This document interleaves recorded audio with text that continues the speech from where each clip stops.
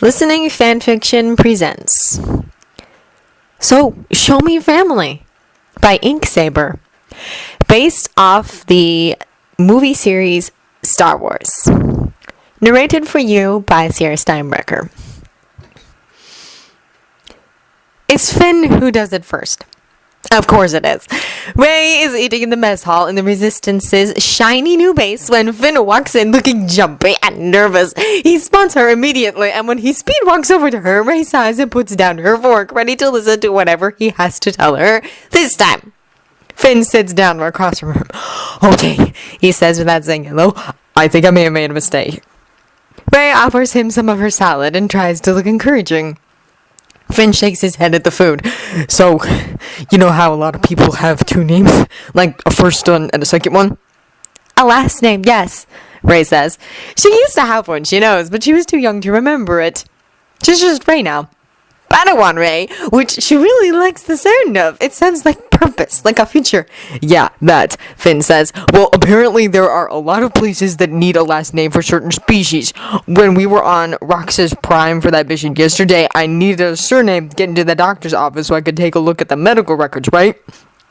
And I don't know, I panicked, okay? I probably shouldn't have done it, and I don't know what to do now. What if..." Right, this is going to take years if she lets him go on. "What did you do?" "I used Poe's last name," Finn admits. "His was the only one I could remember off the top of my head." Rey considers this for a minute. Finn Damery. She's not an expert on last names either, but that doesn't sound bad. "Finn Damery," she tries out loud, then grins at him. "It suits you." Finn smiles back for a second before his features crumple into misery again. For stars' sake! "Do you think Poe would be upset? It is his name." "Maybe you can borrow it from time to time," Rey decides. "Like his jacket. He didn't seem to mind that, did he?" Finn picks at the sleeve of said jacket. "Well, no, but Rey, this is his name." Rey looks longingly at her food, which has been abandoned during the conversation. "You're making much too big a deal out of this," she tells him. "It's a nice name. It was one situation. Don't think any more of it. Now, are you going to join me and eat?" Finn finally gets up to go get some food of his own, and Rey goes back to her salad. Jakku never had food this good. And for free, even. The next time, it's Rey. It happens when she's trying to rent a motel room on Lithara for the night. She's spent most of the day being chased by stormtroopers trying to keep a resistance package safe, and she's too tired to do much more than drag her feet into the lobby and ask for a room. "Name?" asks the check-in clerk. Duros sound bored all the time, but it's 3 a.m. and this one seems especially lifeless. "Rey," she says, trying to look like she hasn't been running from authorities for the last 24 hours. This is a pretty seedy area. She doubts the clerk will care much anyway. "Got that last name?" drones the clerk. Oh, right, humans are generally supposed to have those. Rey is so tired she doesn't even think about it. "Damery." She tips him heavily to ensure his silence, gets a room, and passes out for 8 hours, blasted within reach and packaged under her pillow. Whatever's in there that the Resistance is desperate for, and it better be important. Rey arrives the next day at the south tower of the city for extraction, and to her surprise, Poe is the one waiting for her. What she did at the hotel the night before flashes through her mind, and she shoves all feelings on the matter deep down to deal with later. Master Skywalker would not approve, but he probably doesn't have the same family abandonment issues haunting him from childhood either. Poe greets her with a friendly smile and a wave. "About time. I was gonna leave without you." "You wouldn't dare," Rey says, climbing into the disguised transport. She shakes the package. It's about the size of a datapad and about the same weight, too. "What's in here, anyway? They wouldn't tell me." Poe drops into the pilot seat and twists around to look at her. "Well, you didn't hear this from me, because obviously it's classified. But I've heard its coordinates to the last cave of kyber crystals in existence." He smiles at her confusion. "Luke Skywalker thinks you're ready to build a lightsaber of your own." Rey sits straight up, gaping at the package that now seems as important as diamonds. "No! Are you serious? You're not making this up?" No, I swear, Poe says with a laugh. Ray can feel through the force that there's truth in his words, and excitement starts to bubble within her. A lightsaber of her own! She's been dreaming about this for ages! Promise me something.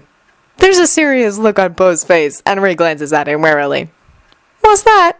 Promise me that when you build that saber, you'll make something that'll make even Kylo Ren jealous. He says, and she remembers then that he, too, was tortured by Ren. They share a look of remembered pain for a long moment. Then Ray nods. I will. As far as last names go, if she couldn't have her families, Poe Dameron's would be alright too. Ray builds herself a double-bladed lightsaber. Take that, Kylo Ren! It becomes a thing for the three of them to eat together at dinner. It started out as just Finn and Poe, and when Ray finally returned to the Resistance with a grumpy Jedi Master in tow, Finn invited her to sit with them too. It was a little awkward at first. Poe was Finn's friend, not hers, but Poe was funny and friendly, and the second he asked her what it was like to fly the Millennium Falcon, Ray lit up and the awkwardness vanished after that. Even bitter, Poe quickly figured out that both Finn and Ray had very lonely, hard childhoods with not a lot of luxuries, and took it upon himself to introduce them both to the finer things in life, like holofilms, video games, his own favorite foods, and the most popular sports of the Outer Rim. And just like that, dinner is no longer about just eating to fulfill a need, but about companionship, learning, and relaxing after a challenging day. Sometimes they sneak into the rec room during mealtimes to watch holofilms. Ray and Finn both think Poe has a questionable taste in films, but Ray does like the action-adventure ones.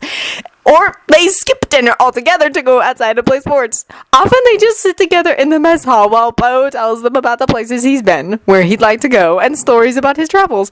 Finn buys a deck of cards and introduces them both to the games he used to play with his squadron in the First Order. He beats both of them spectacularly at every game for the first 2 weeks, but Ray can't find it in herself to be that upset about it, not when Finn looks that happy every time he wins.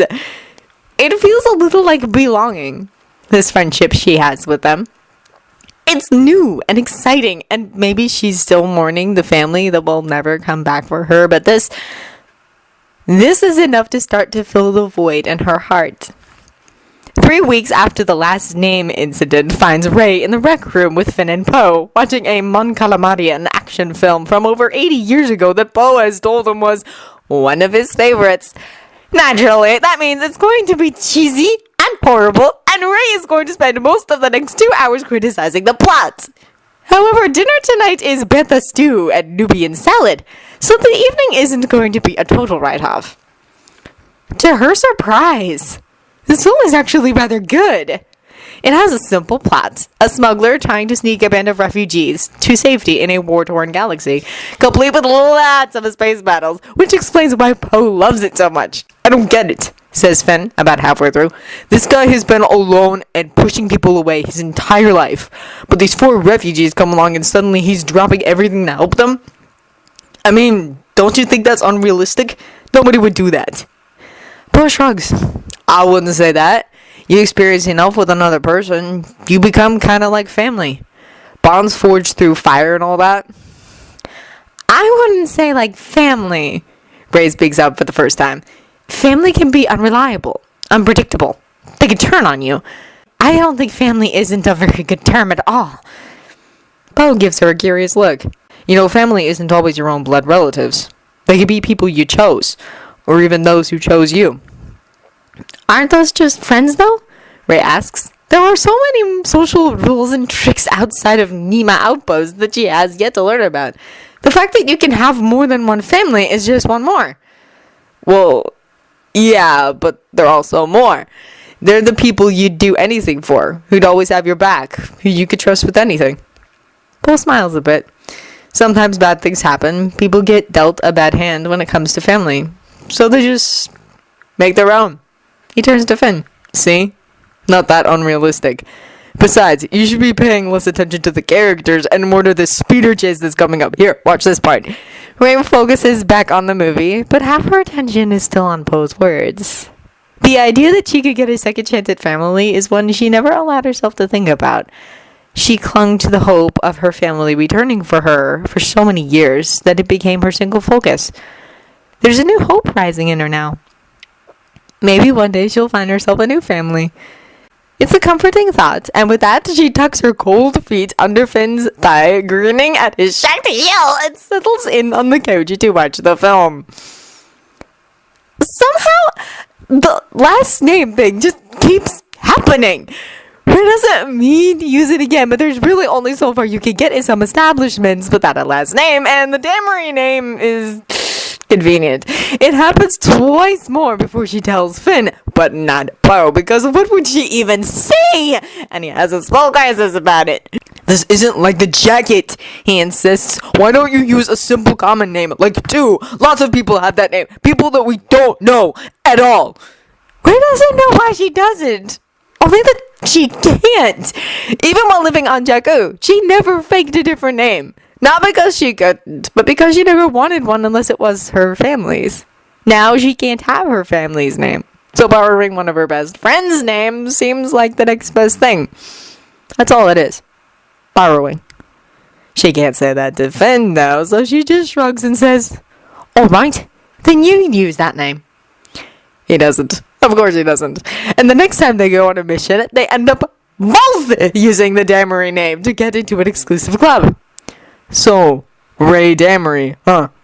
Finn says as they weave their way through the crowded club to where their contact is waiting for them.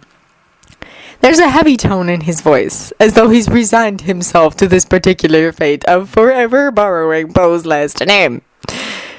Ray elbows him. "Oh, shush! It still isn't a big deal." It isn't! The next time is Finn needing a last name for a cover story on Coruscant, and then the time after that, they need another motel room. After a while, it just feels natural. Ray and Finn Damery. Sometimes their cover story is adoptive siblings. Ray likes that one best.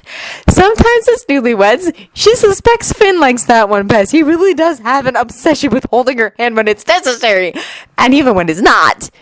And sometimes they don't even need an explanation.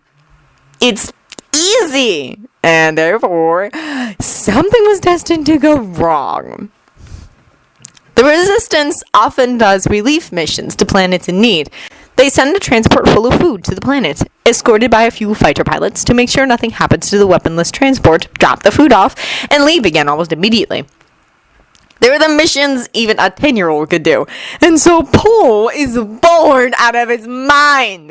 He still isn't sure why General Organa sent him along with Finn and Ray, and not Resistance pilots more suited to the mission. But he has a suspicion that she just wanted the three of them out of the base for a little while. It's been a quiet couple of weeks, and all of them were starting to get restless. Poe feels uneasy with nothing to do. Ray likes the change of scenery that comes with a mission, and Poe is beginning to suspect that Finn doesn't sleep well without anything to distract him. So, yeah. Mission, great. Supply drop-off? Not so great. Poe tries not to let his attention wander too much because Finn is flying the other X-Wing escort, and although he picked up piloting pretty quickly, Poe wants to keep an eye on him in case he needs help. "We're approaching the planet now," says Ray over the comms. She's flying the transport ship with BB-8's assistance. Poe understands that she's a capable pilot too, but he could have done that just as easily. With his eyes closed and one hand tied behind his back. "Be careful," he tells the others. "The First Order retreated from Docilium a while ago, but we're still not sure what kind of situation we're headed into with the locals." "They did contact us for help. They must not want any trouble," Ray reasons. There's a pause. Right. Something's wrong. Poe immediately checks his scanners, then checks them again to make sure. "I don't see anything." "Negative on my scanners too," Finn says. "Everything okay, Ray?" Ray sounds tense when she speaks again. I don't know. I just have a feeling."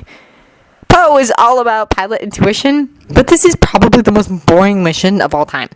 There's nothing to have a feeling about. Even the planet looks dull. "Everything's fine," he assures her. "Just stay on course." They enter the atmosphere with no difficulties, though Ray is being unusually silent over the comms. though Ray is being unusually silent on the comms. Paul makes an effort to cheer her up. See? Nothing to worry about after all. And because the universe hates him, the skies in front of him choose that moment exactly to erupt in blaster fire. That seems like something to worry about, yells Finn. Poe takes a moment to swear off comms every language he can think of before seizing command of the situation. Ray, use those clouds down there as cover until we can figure out where this fire is coming from. Finn, do we have visual on the enemy? Negative. Finn barks and Poe watches his X-Wing dive lower as another spray of blaster fire batters them from above. He glances at his scanners again. There's still nothing there! What kind of ship can beat detection like this? He gets his answer moments later as a starfighter swoops down on them. It's got an odd triangular shape with a ray-shielded cockpit, but Poe immediately knows what he's looking at. Blast it, that's an Umbaran starfighter, he mutters, banking to the right. He hasn't seen many. Umbarans tend to keep to themselves, but their technology outweighs that of most of the galaxy, and he's only heard horror stories about what their military is capable of. Umbaran? Comes Finn's horrified tone. He's clearly heard the same horror stories. What's an Umbaran doing way out here? Poe has a good idea about that one. This ship is too modified and battered to be regular military, and there's only one of them. So far. He hopes he'll only have to deal with one of them. My best guess is a bounty hunter, he says, trying to get a lock on the ship. This bounty hunter is a talented flyer, whoever he is. Or maybe he just has a really good starfighter. Poe's just a little envious of that ship. The First Order used to employ bounty hunters all the time to catch anyone brave enough to run, says Finn, catching on to Poe's idea. Do you think? That's exactly what I think, Poe says grimly. The First Order has a bounty on our heads, and I'll bet you any money this was a trap.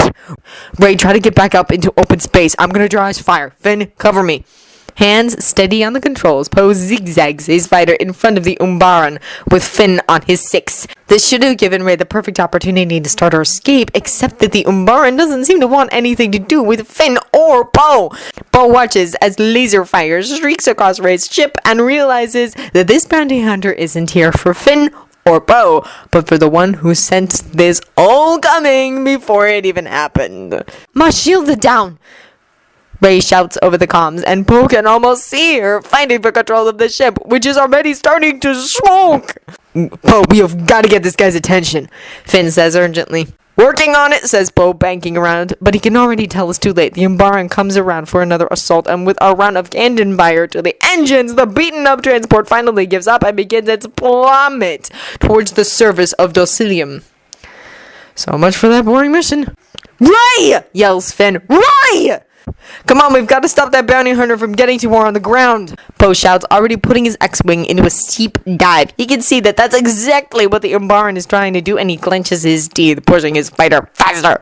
What if she's hurt? Finn sounds almost panicked. Worry about that when the guy who shot her down is taken care of. He knows what Finn is going to say, and he can't let him say it out loud. Did you see any weaknesses on that fighter? It's fast, but not very good at banking or slowing down, Finn says, still shaken. Otherwise, it's pretty durable. Got it, says Poe, a plan already forming in his mind. Okay, I'm gonna distract him while you get to Ray. What makes you think he'll take the bait this time? This guy already thinks he has Ray. He won't resist trying to get me too. Poe might be bluffing a bit, but he's pretty sure he's right on this. He's proven correct as he skims the tree line and the bounty hunter's ship appears on his radar. He seems to have lost the need for cloaking now. That's totally fine with Poe. Docilium has a wide mountain range spanning most of the middle regions of the planet, and Poe plans to use this to his advantage. He weaves around the peaks, then dips down to fly low against the trees again. The Umbaran stays glued to his tail, firing at him the whole time, but Poe can and has taken worse. He doesn't think anything can rattle him after Starkiller Base. It's inconvenient flying without BB-8, but he can manage just fine, and when he spots what he's looking for, he grins a little and heads straight for the giant stone cliff directly ahead of him. Behind him, the bounty hunter speeds up a little, clearly intending to corner him against the cliff, but Poe calmly stays the course until the last second possible, then pulls up hard! The wings of his ship scraping against the The bounty hunter tries to follow suit, but his ship just isn't built for maneuvers like that, and he smashes head on into the cliff, leaving behind nothing but a fireball. Bo allows himself a second to catch his breath and thank the force that his plan worked, and he's not a splitter on the side of a mountain. He's about to fly back in the direction of the crash when a glint of metal in the distance catches his eye. He squints a little and can just make out a few tiny buildings partially hidden in a shallow valley. A town. Bo makes a split-second decision in his head. "Finn, are you there?" he says over the comms. It's a few seconds before he gets a reply. Yeah, I'm here. I've got Ray. She's alive."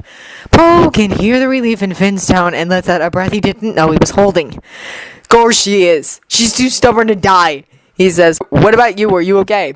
"I'm alright. Ray needs a medic though. I think she might be hurt pretty bad and there's not much I can do for her here. How soon can you get back here? Did you get that bounty hunter?" "Yeah, we're all good here," Po says. He can see scorch marks on the cliff. "Listen, there's a town about 16 clicks east of the crash site. I'm gonna see if I can find Ray some help. Will you be alright there till I get back?" Finn doesn't hesitate. "We'll be fine. Just hurry. Good luck out there, buddy." "Same to you." Po returns to the crash site as the sun sets with a medic team and speeder. There he's greeted by an anxious Finn, an unconscious but still alive Ray, and a slightly dented BB-8. It's mayhem for a while as the medics work to get Ray into the speeder without further injury, but they work quickly and efficiently as Finn and Po check over their fighters to make sure they weren't too badly damaged by the skirmish with the Umbaran. It's almost dark by the time everyone is ready to leave. Ray hasn't woken up once. Po tries not to let his worry show.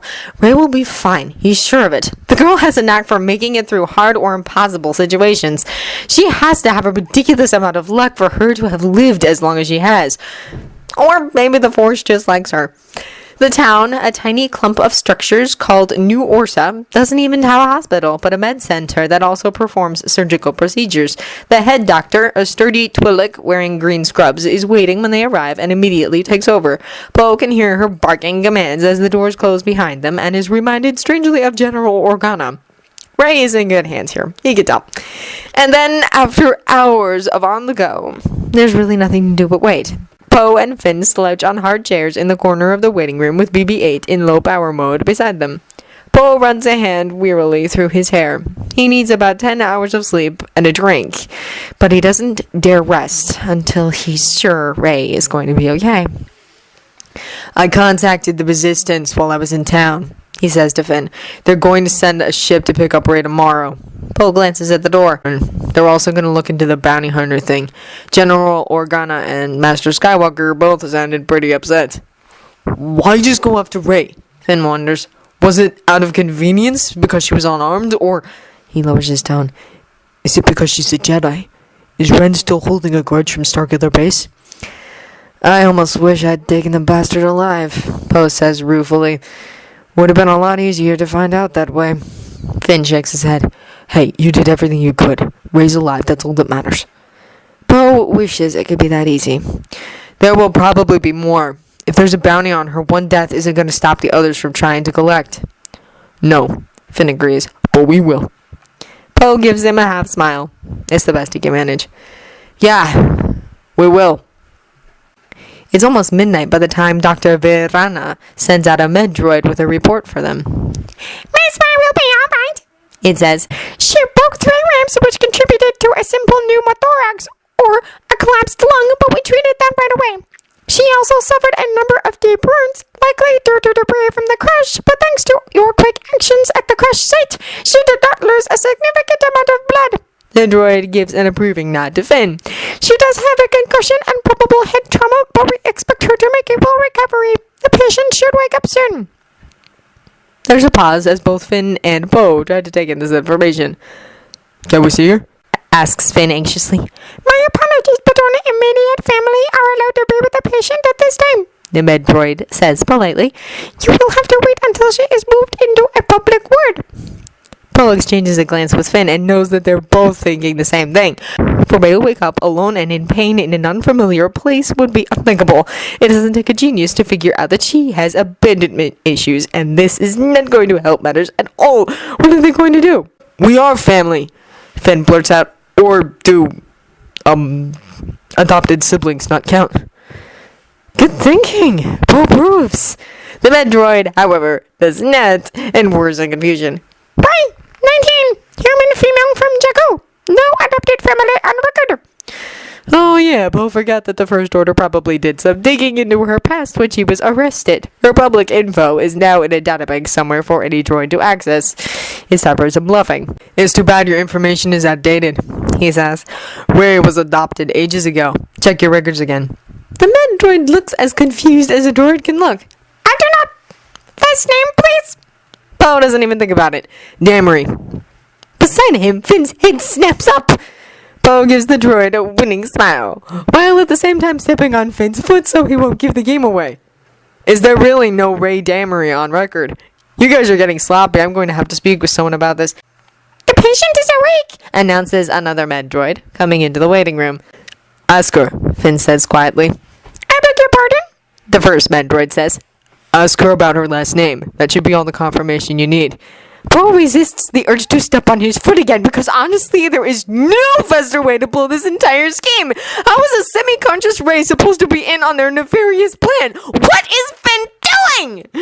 The Medroid seems to go through an internal struggle for a moment before nodding to itself. I will be back momentarily, it says primly and clinks back down the hall. I still want to speak to someone about your records, Poe yells after it because he excels in overdoing things. When both droids are gone, he pinches the bridge of his nose, turning to Finn. What are you doing? He hisses, keeping an eye on the receptionist tapping away at her desk at the far side of the room. Are you trying to get us thrown out? Trust me. Finn hisses back. Trust Ray. It'll work out. Poe really sincerely doubts that. But he sits down on one of the plastic chairs again, coiled like a spring. Any second now, the droid is going to come back and call them on their lie because Rey might be an ultra-powerful Jedi in training.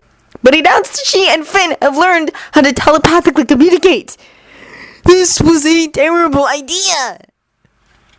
The door slides open again to reveal the med droid. Poe stands up, tense, but the droid just nods at him. Apologies on behalf of the new Orsa Medical Center for our records mistake, it says solemnly. You may go in. What? Finn nods and stands, pulling Poe up with him. Apology accepted. He says equally solemnly, then grins at Poe. See? He mouths, and Poe can only shrug as the droid leads them to Rey's room. He's going to have to rethink that telepathy thing. Rey looks just as bad as Poe would expect from someone who'd just been in a ship crash a mere 4 hours earlier, but she still lights up upon seeing them. What are you doing here? She croaks, reaching up gingerly to give Finn a hug. The supplies. Did you get them to the civilians? It was a trap, Poe tells her, taking the visitor's chair as Finn sits on the edge of Rey's bed. We think that bounty hunter was sent to capture you. I double-checked with the Docilium authorities. The distress call sent out was false. There was never any need for supplies. Good thing, too, because they're toast. How do you feel? Finn asks, and Rey winces a little. Like I've just crashed a ship, she says ruefully. What happened exactly? Where are we? Taking turns, Poe and Finn fill her in on what happened after the crash. Rey takes the news that she's being hunted by the First Order surprisingly well, but it could just be all the painkillers she's on. Poe expects that someone is going to be on the receiving end of her temper once it fully sinks in. Right. Speaking of temper, Skywalker is furious, Poe says, remembering the holographic meeting with General Organa and Master Skywalker. He's going to personally look into this. I don't think he likes the fact that someone's trying to kidnap his favorite student. I'm his only student, Rey mumbles, but she looks pleased to hear this. Poe wonders if she's ever going to get used to the fact that she has people on her side now. A med droid comes in to check Rey's vitals at some point, which reminds Poe of something. Hey, he asks when the droid leaves again. How did you know to use my last name? I don't think we ever talked about that. To his surprise, Rey actually reddens a little at this. I'm sorry, she says. I won't do it again, I swear. No, Poe says quickly. I'm glad you did. They weren't going to let us in unless we could prove we were family. You using my last name ended up convincing them of my adopted siblings story. There's a small smile tugging at Rey's lips now, and she glances at Finn. You used your last name to create a cover story for us. Yeah, but how did you know we were going to do that? Poe presses. I didn't, Rey admits. I didn't even know you were here. When I woke up, they told me they needed a last name. so I gave them one. Bo has a sudden moment of clarity. Ray, still half unconscious and drugged up on painkillers, had been asked for a name. Finn had been so sure she would know what to do, and she gave them the name Damery. This wasn't the first time, was it? Ray looks down. No. It was my idea. Finn jumps in, and Bo blinks. Then blinks again. Just let me get this straight, he says slowly. You two have been using my last name to get into places that need one? Finn and Ray nod, notching looks of guilt written on their faces, and Bo just looks at the two of them for a long moment. Finn and Ray, the survivors of terrible childhoods who lost their own last names a long time ago to circumstances beyond their control. He knows both of them still struggle with the repercussions of those childhoods. Ray with family, Finn with identity.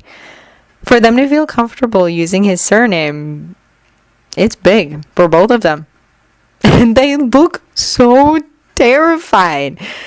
Bo is surprised to find himself grinning, and by the looks on his friends' faces, so are they.